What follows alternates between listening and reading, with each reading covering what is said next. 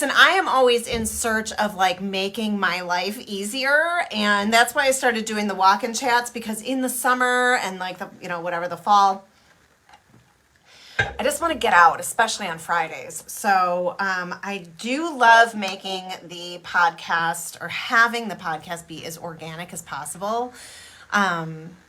Because I did feel like when I was super planning them out and like, it just felt like too restrictive. And like when I chat, I just get like downloads, like information to share. And that's what I feel motivated to share at the time, in the moment.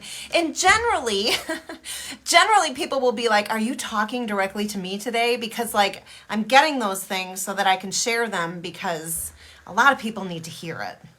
Today I want to talk about how every word matters and every word has power. So I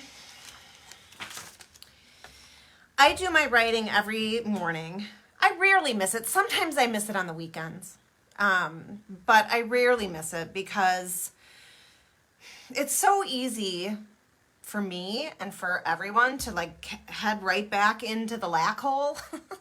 Like it's so easy because our brains are so conditioned to live there, right? And so I find, like when I wake up in the morning before I get out of bed, and I'm talking about like I get out of bed to go to the bathroom, and then I come right back in and I snuggle into bed and I turn on my heating pad and I put headphones in, and I immediately listen to something that gets me going on a positive note in the morning. Because otherwise, our brains seek out the comfortable. Our brains seek out the norm.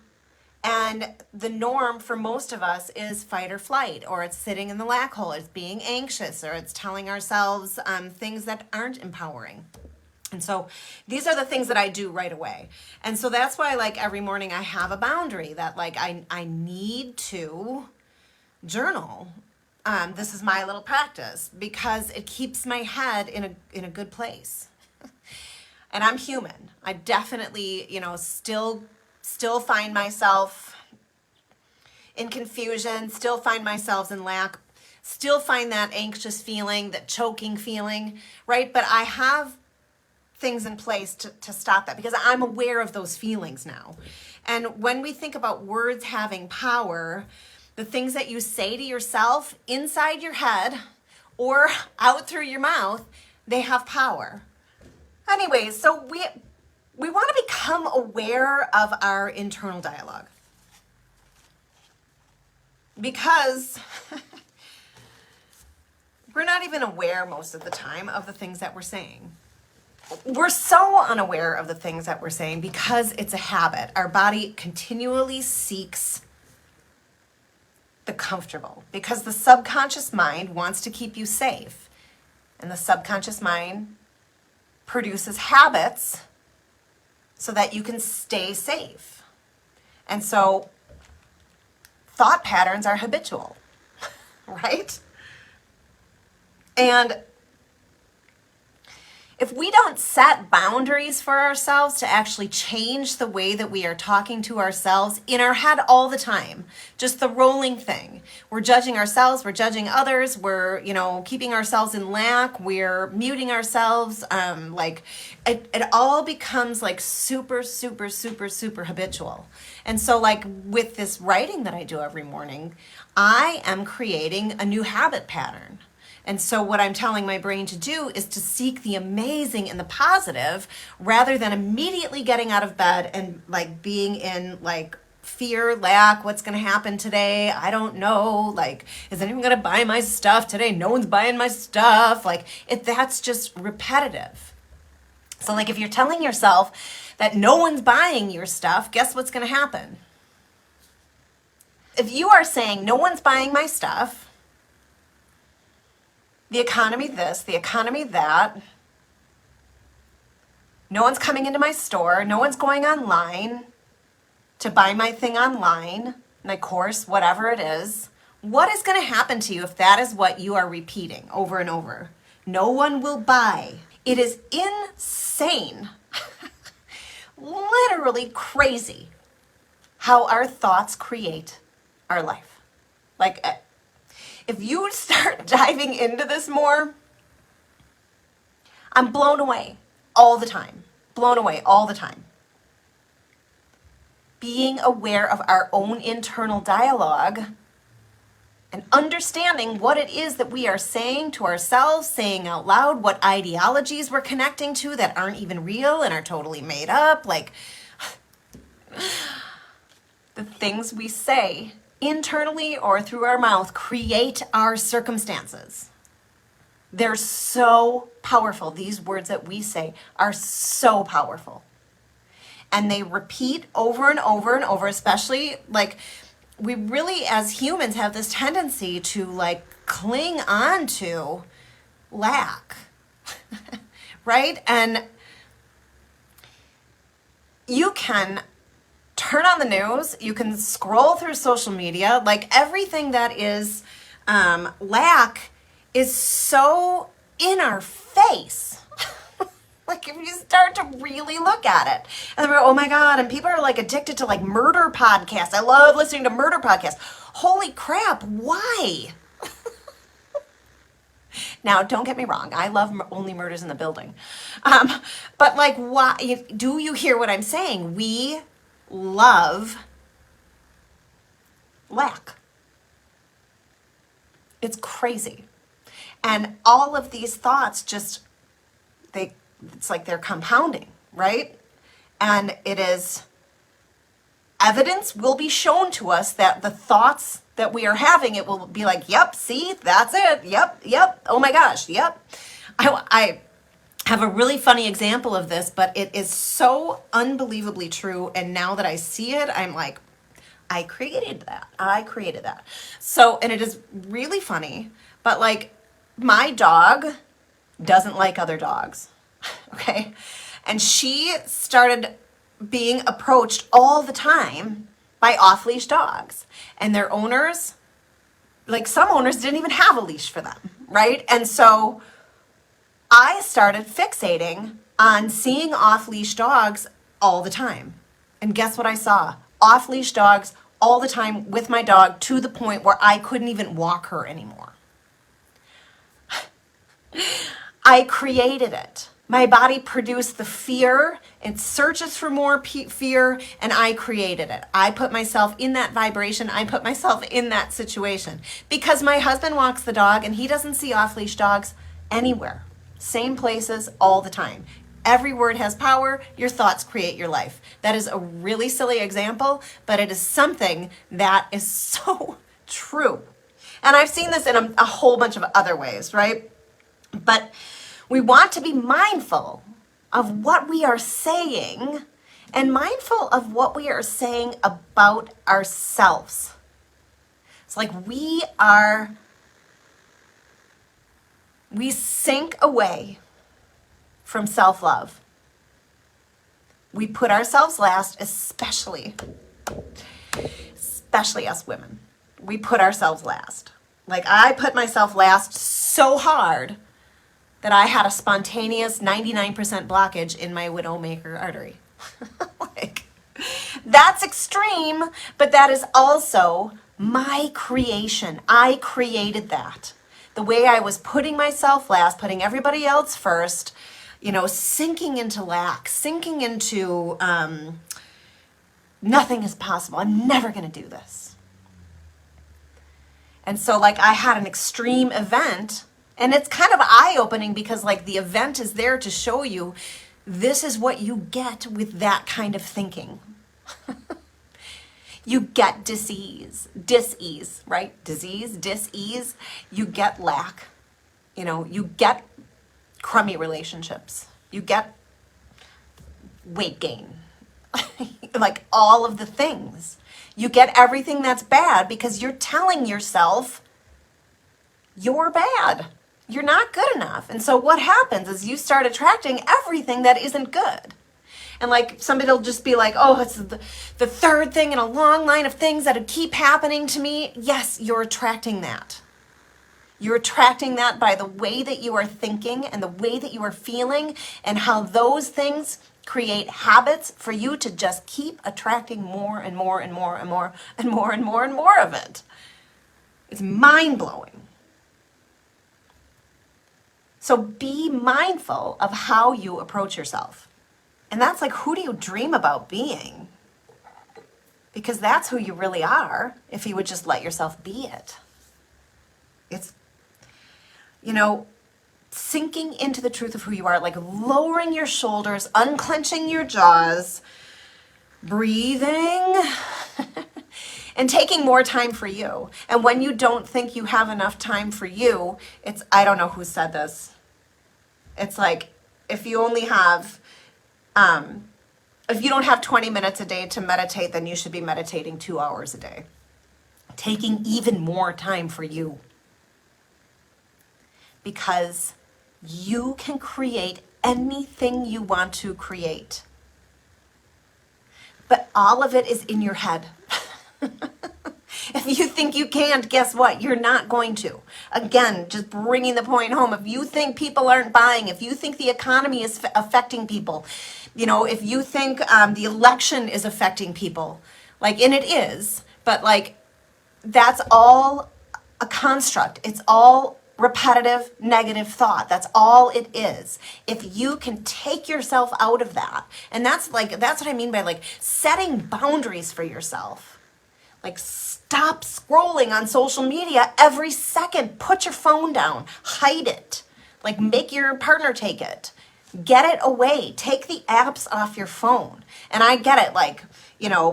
We're here because we have businesses, or most people that are in here have some kind of business, and we need to be on social media for our businesses. But guess what? You don't need to be on social media 75 times a day.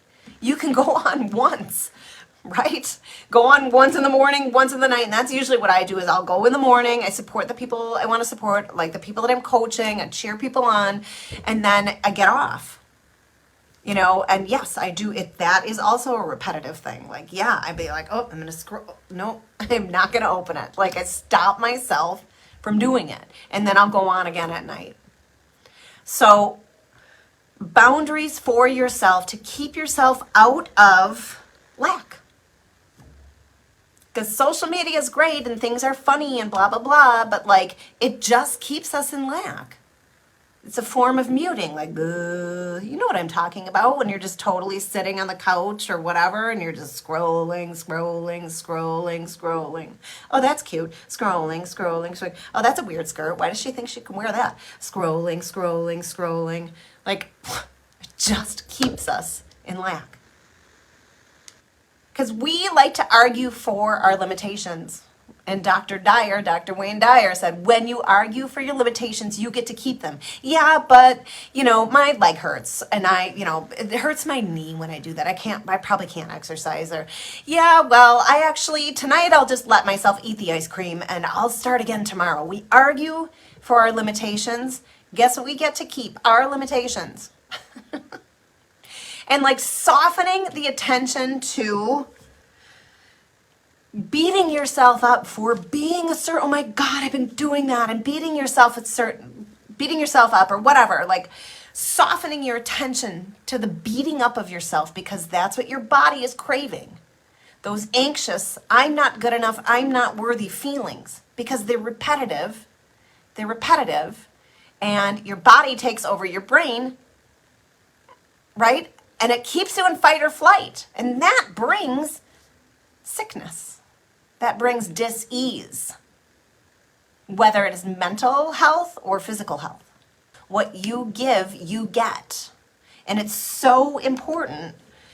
But we also have to know that a lot of the limiting beliefs, the thoughts that we have formed since we were probably before, 7 or 8 years old, they repeat in our brains over and over and over, and we don't even know we're repeating it. So your brain searches for the familiar state of fear or anxiety, and then the body reacts in fear and it stays in fight or flight. That produces disease. You deserve a life of passion and beauty and excitement and joy and abundance. You deserve this just because you're here. And this is I always got this concept. Yep, I get that. I get it. Oh, it's because I'm here. That's why I deserve it. Yet, I would still, in the recesses of my brain, be telling myself, I'm not good enough. I don't fit in. People don't really like me. I must be annoying someone, right? So we can know it, but until we actually come to embody it, that's when we change. That is when we change. Like actually understanding that the words we are saying have power and they create these frequencies in our body. They create these negative feelings and negative emotions. And then we keep ourselves stuck. And the crazy thing is like because our brain seeks these feelings, it is just a neural pathway, right? It's like, I do this, you feel this. I do this, you feel this, right? And it's been years and years and years. So like we have to be committed to doing the opposite, to feeling better, to create happiness and joy instead of fear and anxiety and lack. Because we immediately go back into the negative thoughts and the negative feelings if that is what our habits are, if that is what our body is attached to, those feelings. Your brain will give you a negative thought so that you can stay in those feelings because your subconscious mind thinks that this is the place that you are safe. And the cool thing is that you can change that at any time. And it's just by understanding what you're telling yourself. Are you letting yourself sit in confusion? Because that is a thing that we do, especially as women, but humans in general, is we let ourselves sit in confusion about which path we should take, whatever it is, life, business, whatever. And that keeps us stuck. So if you're letting confusion rule your life, it's continually going to keep you stuck. And it's understanding that confusion then is the repetitive pattern that you seek to change. And when you understand what you're telling yourself and then you seek to change it, you will see change. It's crazy. You'll see change. Does it come with commitment? Yes, it does. It does. Commitment is like, you can tell yourself you're committed, but you still allow the lack even though you're doing it. That is not commitment to change. That's commitment to staying the same. And it's uncomfortable to change. Do you want to know why? Because we have a neural network that continues the thought patterns and the habits that it's used to. So it's not comfortable to change. So commit to staying the same or commit to change. Which is it? Which do you want? Do you want your goals and your dreams? Do you sit and envision yourself, whatever, talking on stages, leading groups, teaching art, selling your booth out every single time you have an event, like more people walking into your brick and mortar, you being that person that they go to learn the things? What do you envision for yourself? And when you start feeling these thoughts of lack coming into your brain, you recognize that you're doing it, and then you sink into the vision of what you really want. No, that's not true. Actually, I am the people that, I am the person that people come to learn things. I am the person that people love my online courses. I am the person that sells my booth out every time I have a show, like whatever it is. You sink into the idea of what you really, really want. And you empower yourself to think more thoughts like that. So if you're just thinking 51% thoughts of joy, excitement, happiness for what you want, what you wish you already had, that helps you sink into that, being that person. And then 49% lack. And then you can just increase, right? It's thinking more thoughts of those abundant thoughts, right? The joy, the excitement, the purpose, the passion. And then the thoughts of lack just continue to just turn into like gray space in your brain. You don't have to keep triggering that neural network for your brain to keep functioning on autopilot. You can change it whenever you want, but it is commitment to change and not commitment to staying the same. If you say, I'm committed and I'm going to do this, and you're still not doing it, that's not commitment. And so like understanding that the words that you are saying to yourself have massive power on how you're creating your own life in your own circumstances. So last week I told you that I was listening to a 928 frequency, and I'm so wrong on that. It's a 963 frequency. And you can look all these up. And then a 528 or 529, 528, I think. 528. So 528 frequency, that's what I have on a lot when I'm just creating. And I just found this really cool lady, Chantress Seba. It's Chantress, Chantress. I'll put it in the comments. Seba. I saw her on TikTok, but I looked her up and she's on Spotify. And she is like, just like an ethereal vocalist, and she does it in the 528 frequency. And I was listening to her this morning, and she's really amazing. Okay, I just put it in the comments if anybody wants to have that on. But like stepping back and giving yourself time to stop producing for everything and just creating for yourself. Because when you're producing, like that is also choking. Right? So you've got to set out and cut out some kind of time where you can give yourself more self-love. You can give yourself more time to create for you. You can give yourself time to journal. You can give yourself time to go for a walk. You can give yourself yoga. Like you can do all of these things to change your own circumstances. And it is powerful. Step into the power and see how it feels. Do we want to sit in fear? Do we want to sit, and be afraid what people are thinking of us? Or do we want to just like live happily and none of that stuff even matters? It doesn't affect you at all. What feels better? Super excitement, happiness, joy, or choking, anxiety, fear, excess weight, muting ourselves? What feels better? Like, blow that out. Blow all that anxiety out. Let it go. And sometimes we sit in it because it does like take a second to process what it is that we are doing to ourselves by repeating the thoughts. But if you just pick them off one by one, you can say to yourself, like, I will say out loud, like, why did I just say that I'm not good enough right now? Like, because I start to feel the anxiety and I immediately go, what thought did I just have? And then I'll say, why did I say that to myself? Because it's so repetitive. So it's working to change, commitment to change. So yeah,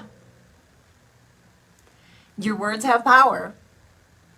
Your words have power on how you're speaking to other people too. And other people's words have power over you. And so what kind of power are you seeking out? Like, what are you seeking to hear? Do you hop on the negative news story all the time and, oh my God, and look it up and search and I need to know more and, oh my God, and look at, like, do you search for the negative? Like, just realizing that you're doing that is like, this is how my body keeps me in, or this is how my brain keeps me in fear. Because that fear produces the anxious feelings inside of ourselves. And then we need more, and we need more, and we need more, and we need more. My advice to you is turn off your local news. My advice to you is turn off any news. Be informed, but like you can, subscribe to articles, whatever. Be informed. But don't cling to fear. Don't keep searching out so that your body can feel more fear. Even the realization of just this is huge for a massive mindset change. If you stop listening, and it is a machine, it's an anxiety increasing machine. Social media, news, it's all negative, negative, negative, negative, negative. Look at the election commercials right now. I mean, they are just toxic. They come on and I'm like, mute. Can't even do it. Can't even do it. Mute. That's what you do. That is my advice, is mute everything else out, because you create your life. You wonder how other people are just absolutely killing it right now. How are people making so much money? Oh my God, my friend, blah, blah, blah. Like, it is mindset. It's stepping into your power and stepping out of fear, out of lack, out of worry. And yeah, like, oh my God, it's so hard not to worry. Yep, it's a repetitive negative mindset. And the second you realize it is the second you can detach from it. You can understand the power that your words that you are saying to yourself, that you can understand what kind of power that holds, and you can change it.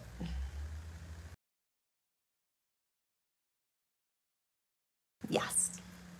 So with that, I hope you have a really great week. I probably will not be doing walk and chat. I really kind of am like, now I'm into this little, like, again, I feel like I want this to be super organic, and I love just sitting and chatting with you. So this is probably going up on the podcast today, and I can take a little bit off of my plate too, which is great. So I trust you all will have a great week. I trust that this will give you pause. What am I saying to myself? And is that true? And can I change that? So thanks for being here. And I'll see you next week, Monday.